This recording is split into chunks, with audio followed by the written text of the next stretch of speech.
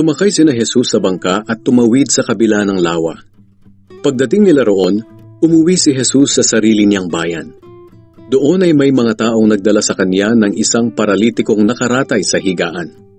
Nang makita ni Jesus ang kanilang pananampalataya, sinabi niya sa paralitiko, "Anak, lakasan mo ang loob mo. Pinatawad na ang iyong mga kasalanan." Nang marinig ito ng ilang tagapagturo ng kautusan na naroon, sinabi nila sa kanilang sarili, "Nilalapastangan ng taong ito ang Diyos." Pero alam ni Jesus ang iniisip nila, kaya sinabi niya, "Bakit kayo nag-iisip ng masama? Alin ba ang mas madaling sabihin? Pinatawad na ang mga kasalanan mo o tumayo ka at lumakad?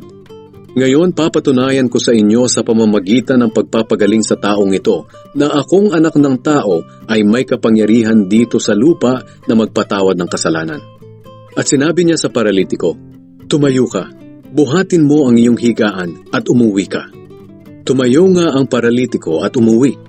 Namangha ang mga tao nang makita nila ito at pinapurihan nila ang Diyos na nagbigay sa mga tao ng ganoong kapangyarihan.